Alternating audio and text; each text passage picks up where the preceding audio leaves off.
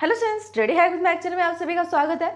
जैसे कि आप सभी स्टूडेंट्स को पता होगा कि एनएपी के अकॉर्डिंग केयूके ने BCA first semester and second year इनके लिए सिलेबस को अपडेट किया है। कुछ नए सब्जेक्ट्स भी ऐड हुए हैं, तो वो सब्जेक्ट्स के जितने भी प्लेलिस्ट है या पुराने सब्जेक्ट में भी कुछ न्यू एडिशन आया है, उसके अंदर भी जितने भी प्लेलिस्ट है वो आपको मेरे चैनल पर मिल जाएगी।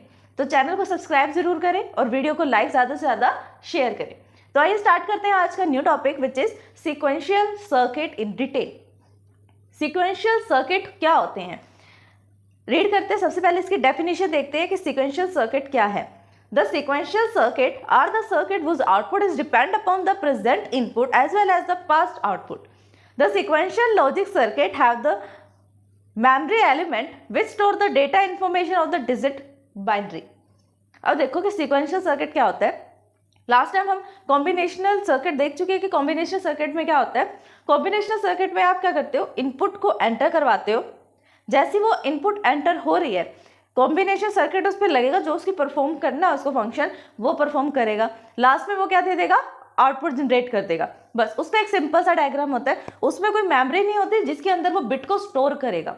सिर्फ क्या होता है, परफॉर्म कौन सा फंक्शन होता है, सिर्फ इनपुट जा रही है, इनपुट गई कॉम्बिनेशनल लॉजिकल सर्किट में, वहां से उसको आउटपुट मिल गया। Simple combinational logical circuit. अब देखते हैं कि सीक्वेंशियल को इसमें कैसे हम कन्वर्ट करते हैं। सेम होता है, इतना डायग्राम सबका सेम रहेगा।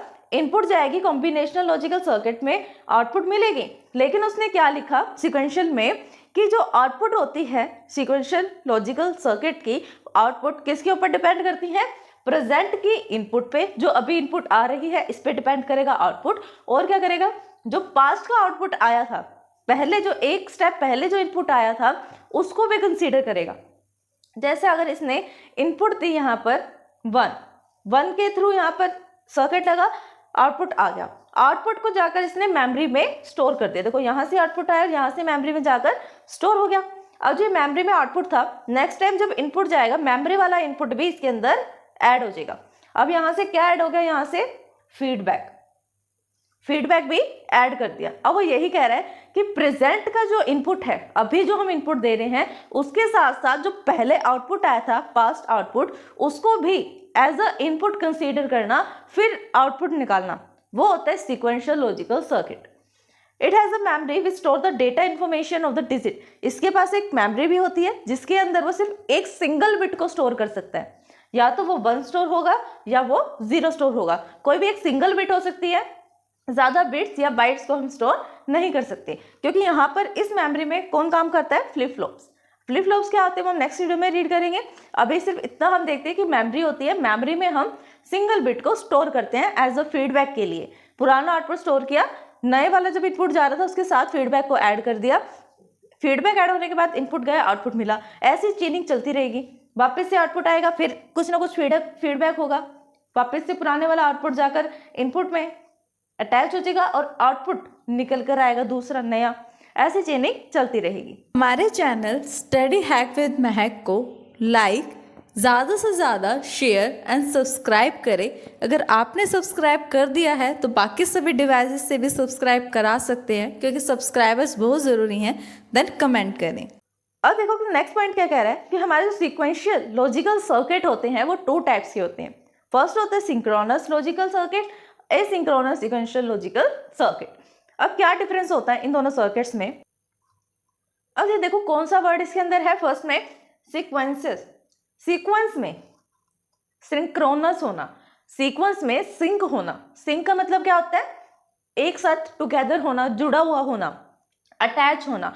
अगर वो अटैच है, जुड़ा हुआ है सर्किट, तो उसे हम सीक्वेंस सर्किट बोलेंगे। कैसा, सीक्वेंशियल में सिंक सर्किट है। सिंक का मीन्स यहाँ पर होता है जुड़ा हुआ होना। अब जैसे मैंने कहा ये एक स्क्वायर बॉक्स है, ये स्क्वायर बॉक्स सिंक है या नहीं है, बताओ। अगर मैं इस कॉर्नर से ट्रेवल स्टार्ट करूं ईच एंड एवरी नोड पे, तो क्या वापस यहाँ तक पहुंचने का रास्ता है मेरे पास। चेक करते हैं, यहाँ से अगर हम लेफ्ट को मूव कर रहे हैं, इस वाले नोड को ट्रैवर्स कर लिया, फिर डाउन में मूव कर रहे हैं, इस वाले नोड को भी ट्रैवर्स कर लिया, नेक्स्ट में मूव कर रहे हैं राइट साइड में, इसको ट्रैवर्स कर लिया, वापस हम क्या इस नोड पे पहुंच गए। यस, इस नोड पर हम वापस से ट्रैवर्स करने के बाद पहुंच गए। इसे कहते हैं सिंक्रोनस होना। सिंक होना मीन्स जुड़ा हुआ होना, जहां से आप स्टार्ट कर रहे हो वहीं तक आप पहुंच सको, वो होता है सिंक्रोनस। एसिंक्रोनस में क्या एग्जांपल होगा? ओपन रेक्टेंगल आप ले सकते हो, ये ओपन रेक्टेंगल है। अगर आप यहाँ से स्टार्ट कर रहे हो, इस टाइम यहाँ से आप लेफ्ट को मूव कर रहे हो, यहाँ वाले उसको ट्रैवर्स कर लिया आपने नोड को, फिर डाउन में आए इस वाले नोड को ट्रैवर्स कर लिया, फिर राइट पे गए इसको ट्रैवर्स कर लिया। क्या वापस इस नोड तक पहुंचने को कोई रास्ता, कोई पाथ है? नहीं है। हम वापस वहां तक नहीं पहुंच सकते जहां से हमने स्टार्ट किया था, उसे बोलते हैं एसिंक्रोनस। जो लॉजिकल सर्किट अभी हमने देखा, कॉम्बिनेशनल के अंदर हम क्या डाल रहे हैं? इनपुट डाल रहे हैं प्लस फीडबैक, जिससे न्यू आउटपुट आ रही है। तो उसने सेम चीज कही है। सिंक्रोनस सर्किट जो सीक्वेंशियल का सर्किट है, सीक्वेंस लॉजिकल सर्किट, वो सिंक है, आपस में जुड़ा हुआ है। उसके जो कंपोनेंट्स है वो अटैच्ड है। इनपुट दे रहे हैं, इनपुट देना भी एक कंपोनेंट है। सीक्वेंशियल सर्किट लगा हुआ है, वो भी एक कंपोनेंट है। आउटपुट मिल रहा है, वो भी कंपोनेंट है। फीडबैक है, कहीं ना कहीं मेमोरी में बिट स्टोर हो रही है, वो भी एक कंपोनेंट की तरह वर्क कर रहा है। वो सब आपस में जुड़े हुए हैं, सिंक है, बार बार सिमिलर काम कर रहे हैं, तब हम स्टार्ट कर रहे हैं। जैसे कैसे बोल सकते हो आप? इनपुट जा रहा है, इनपुट सीक्वेंस में सर्किट लगा, वापस आउटपुट मिला, आउटपुट से आप मेमोरी में गए, मेमोरी से वापस इनपुट, फिर आउटपुट। मतलब जहां से आप स्टार्ट कर रहे हो इनपुट डालने से, वहीं पर आप वापस पहुंच रहे हो सिमिलर पाथ पे। सिमिलर पाथ को यूज करके सिमिलर प्लेस पर पहुंचना सिंक्रोनस का एग्जाम्पल हो सकता है। ए सिंक में क्या हो सकता है? ए सिंक एग्जाम्पल हो सकता है कॉम्बिनेशन का। उसमें तो सिर्फ डायरेक्ट इनपुट डाला, सर्किट लगा और आउटपुट मिल गया। वापस तो हम वहां नहीं पहुंच रहे ना जहां से हमने स्टार्ट किया था। तो ये इसी के दो पार्ट्स होते हैं। फिर देखते हैं कुछ characteristics of sequential logical circuit. First characteristics है, it is a circuit whose output depend on the present input as well as the past output. ये एक ऐसा सर्किट होता है जिसकी जो आउटपुट आएगी वो किसके ऊपर डिपेंड करेगी? एक तो प्रेजेंट के इनपुट पर एज वेल एज पास्ट के आउटपुट पर। प्रेजेंट में जो इनपुट जा रही है उस पर, और जो पहले आउटपुट आ चुकी है उसके फीडबैक पे वो डिपेंड करेगी न्यू आउटपुट। नेक्स्ट कैरेक्टरिस्टिक क्या है? Contain at least the one memory element. कम से कम एक मेमोरी एलिमेंट को या एक बिट को मेमोरी में स्टोर कर लेता है। या तो 1 हो सकता है या 0, जो भी पुरानी आउटपुट आएगी उसको वो स्टोर कर लेगा, लेकिन करेगा कितना? सिर्फ एक बिट को स्टोर करेगा, ओनली 1 बिट। नेक्स्ट है, require less hardware for the realization. उसको रियलाइज करने के लिए, मीन्स उसको स्मॉल पार्ट्स में ब्रेक करने के लिए, जो एक बड़ी इक्वेशन है उसको स्मॉल पार्ट्स में डिवाइड करने के लिए हमें किसी हार्डवेयर की नीड नहीं होती। Difficult to design due to the presence of memory. इसको डिजाइन करना थोड़ा डिफिकल्ट हो जाता है रियल वर्ल्ड में, क्योंकि इसके साथ हमें क्या करना पड़ता है? मेमोरी को अटैच करना पड़ता है, जिसके अंदर हम डेटा स्टोर करा रहे हैं। सर्किट, सिक्वेंशियल सर्किट में मेमोरी होती है और कॉम्बिनेशनल में नहीं होती है, इसलिए कॉम्बिनेशन को बनाना ईजी होता है, लेकिन सिक्वेंशियल को थोड़ा डिफिकल्ट होता है। हमारे चैनल स्टडी हैक विद महक को लाइक, ज़्यादा से ज़्यादा शेयर एंड सब्सक्राइब करें। अगर आपने सब्सक्राइब कर दिया है तो बाकी सभी डिवाइसेस से भी सब्सक्राइब करा सकते हैं, क्योंकि सब्सक्राइबर्स बहुत ज़रूरी हैं। देन कमेंट करें। अब हम देखते हैं कि कुछ डिफरेंसेस क्या हैं कॉम्बिनेशन और सीक्वेंशियल सर्किट में।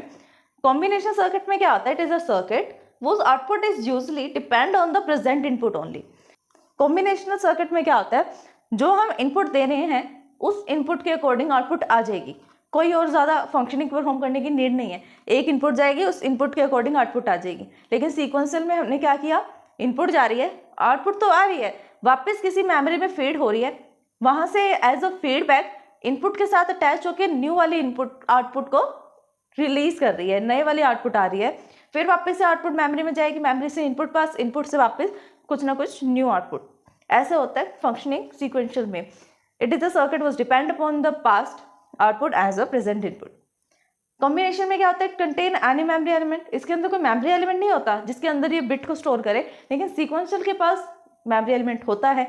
It is easy to design. ये डिजाइन करना इजी होता है कॉम्बिनेशनल को, लेकिन उतना ही मुश्किल होता है सीक्वेंशियल को, क्योंकि उसके अंदर मेमोरी एलिमेंट अटैच करना पड़ता है। ये फास्टर होता है। फास्टर इसलिए डायरेक्ट इनपुट आई, आउटपुट दे दी। कॉम्बिनेशनल फास्ट होता है क्योंकि जैसे हमारे पास इनपुट आ रही है सर्किट के पास, वो आउटपुट दे रहा है, उसको कोई मतलब नहीं क्या है और क्या नहीं है। इनपुट आई, आउटपुट दे दिया। सीक्वेंशियल को क्या करना पड़ रहा है? इनपुट आ रही है, आउटपुट तो उसने जनरेट कर दी, लेकिन वापस से वो उसकी मेमोरी में स्टोर हो रहा है। स्टोर होने के बाद वापस इनपुट जा रहा है, आउटपुट आ रहा है, फिर मेमोरी, इनपुट, आउटपुट, मेमोरी, ऐसे चल रही है। इसलिए क्या है? स्पीड स्लो है। नेक्स्ट पॉइंट है require more hardware for the realization. इसके अंदर हमें ज़्यादा हार्डवेयर की नीड पड़ती है कॉम्बिनेशनल में, लेकिन कम हार्डवेयर की नीड पड़ती है सीक्वेंशियल में। कॉस्ट जो है एक्सपेंसिव है कॉम्बिनेशन की, लेकिन सीक्वेंशियल की कॉस्ट कम है। तो ये था हमारा आज का टॉपिक, सीक्वेंशियल लॉजिक सर्किट और difference between the combinational and sequential logic circuit. अगर इस वीडियो को समझने में आपको कोई भी डाउट आता है देन आप हमें कमेंट कर सकते हैं। Thanks for watching my video.